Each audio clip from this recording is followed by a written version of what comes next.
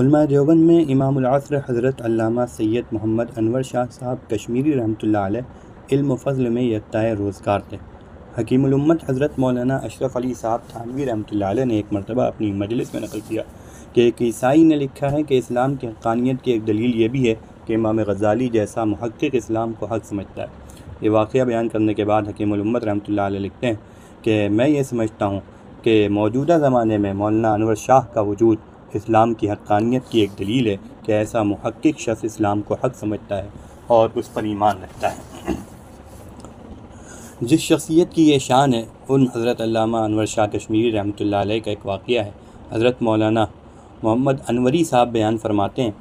کہ مقدمہ بھاولپور کے موقع پر ایک قادیانیوں کے خلاف ایک مقدمہ ہوا تھا۔ اس مقدمے میں حضرت علامہ انور شاہ کشمیری رحمۃ اللہ علیہ کو جانا تھا۔ وہاں جب حضرت رحمۃ اللہ علیہ گئے، کہتے ہیں حضرت شاہ صاحب رحمۃ اللہ علیہ نے قادیانیوں کے کفر پر بے نظیر تقریر فرمائی اور اس میں یہ بھی فرمایا کہ جو چیز دین میں تواتر سے ثابت ہے اس کا منکر کافر ہے۔ تو اس پر قادیانیوں کے جو گواہ تھا اس نے اس پر اعتراض کیا اور اس نے یہ کہا کہ آپ کو چاہیے کہ آپ امام رازی پر کفر کا فتویٰ دیں، کیونکہ فواتر الرحمود جو شرح مسلم الثبوت ہے اس میں علامہ بحر العلوم نے لکھا ہے کہ امام رازی نے متواتر معنوی کا انکار کیا۔ اس وقت کے بڑے بڑے علماء کا مجمع تھا، سب کو پریشانی ہوئی کیونکہ ان کے پاس یہ کتاب نہیں تھی۔ تو اب سب سوچ رہے تھے کہ اس اعتراض کا جواب کیسے دیا جائے، لیکن اسی حیرانی کے عالم میں حضرت شاہ صاحب کی آواز گونجی کہ جج صاحب لکھیے، میں نے 32 سال ہوئے یہ کتاب دیکھی تھی، 32 سال پہلے یہ کتاب دیکھی تھی، اب ہمارے پاس یہ کتاب نہیں۔ امام رازی رحمۃ اللہ علیہ دراصل یہ فرماتے ہیں کہ حدیث لا تجتمع امتی علی الضلالہ تواتر معنوی کے رتبے کو نہیں پہنچی، یعنی یہ حدیث تواتر معنوی کے درجے کو نہیں پہنچی ہے۔ انہوں نے اس حدیث کے تواتر معنوی ہونے کا انکار کیا ہے، نہ کہ تواتر معنوی کے حجت ہونے کا انکار کیا ہے۔ ان صاحب نے حضرت انور شاہ صاحب رحمۃ اللہ علیہ نے کہا کہ ان صاحب نے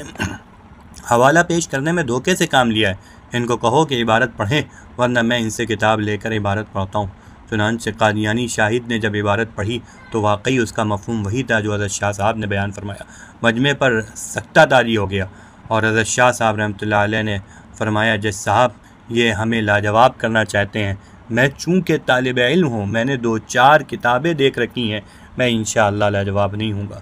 ایک طرف علم و فضل اور قوت حافظہ کا یہ عالم ہے کہ 32 سال پہلے دیکھی ہوئی کتاب کا ایک حوالہ نقل کر رہے ہیں اور بعینی ہی نقل کر رہے ہیں، اور دوسری طرف اسی موقع پر کوئی اور ہوتا تو نہ جانے کیا کیا دعوے کرتا۔ لیکن حضرت والا فرما رہے ہیں کہ جج صاحب چونکہ طالب علم ہوں اور میں نے 2-4 کتابیں دیکھی ہیں، یہ حضرت والا کی عاجزی ہے کہ اپنے آپ کو ایک معمولی طالب علم سمجھتے ہیں، اور گویا کہ اس دعائے نبوی کے مظہر تھے کہ اللہ کے نبی صلی اللہ علیہ وسلم نے جو دعا مانگی اللہم اجعلنی فی عینی صغیرہ وفی اعین الناس کبیرہ۔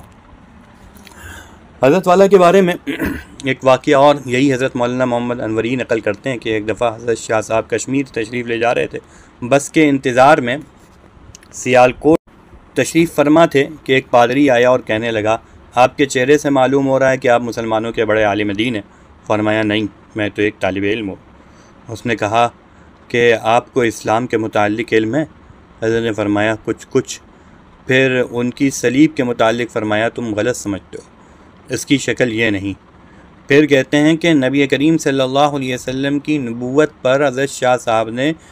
40 دلائل دیے۔ نبی کریم صلی اللہ علیہ وسلم کی نبوت پر حضرت شاہ صاحب رحمۃ اللہ علیہ نے 40 دلائل دیے، 10 دلیل قرآن سے، 10 تورات سے، 10 انجیل سے اور 10 عقلی دلیلیں دیے۔ وہ پادری آپ کی تقریر سن کر کہنے لگا کہ اگر مجھے اپنے مفادات کا خیال نہ ہوتا تو میں مسلمان ہو جاتا۔ نیز وہ کہنے لگا کہ خود مجھے اپنے مذہب کی بہت سی باتیں آپ سے معلوم ہوئی، اس قدر گہرا علم، لیکن جب وہ کہہ رہا ہے کہ آپ اپنے مذہب کے عالم ہیں تو کہتے ہیں نہیں، میں تو ایک طالب علم ہوں۔ آپ اندازہ لگائیے کہ اس قدر وسیع مطالعہ اور گہرا علم کہ پادری کو بھی اپنے مذہب کی باتیں حضرت شاہ صاحب رحمۃ اللہ علیہ سے معلوم ہو رہی ہیں، لیکن اس کے باوجود حضرت شاہ صاحب رحمۃ اللہ علیہ اپنے آپ کو کوئی بڑا عالم نہیں سمجھتے، بلکہ لوگوں سے یہی کہتے تھے کہ میں تو بس طالب علم ہوں، 2-4 کتابیں میں نے پڑھ رکھی ہیں۔